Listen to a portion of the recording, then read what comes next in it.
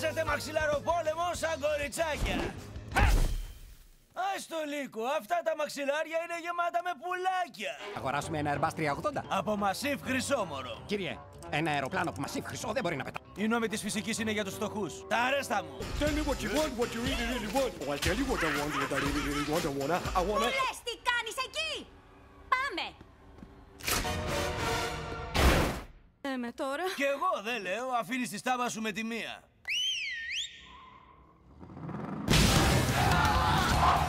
Τι κάθεσαι εκεί και κοιτάς ρε Φλόρε. Πιάσ' το τιμόνι. Πλάκα κάνεις, δεν οδηγώ, είμαι Νεοϊορκέζος. Στην πάντα κυρία Ντέζη.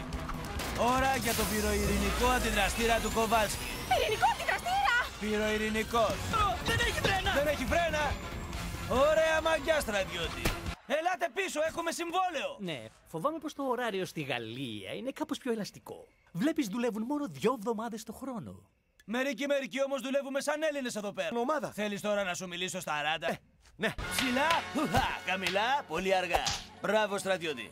Δεν το πιστεύω ότι μας είπες ψέματα, τσίρκουλο.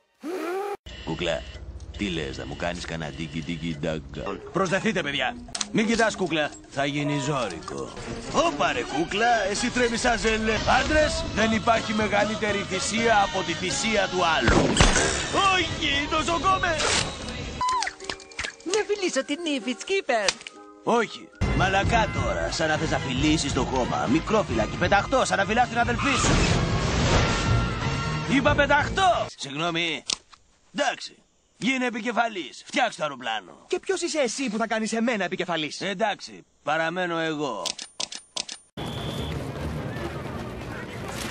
Μας δώσανε μάγκες. Χαρά και τσαχπινιά, παιδιά, χαρά και τσαχπινιά. Σκύπερ, μήπως πρέπει να τους πούμε ότι δεν έχουν κάψιμα? Μπα, χαρά και τσαχπινιά, παιδιά. Και τσαχπινιά.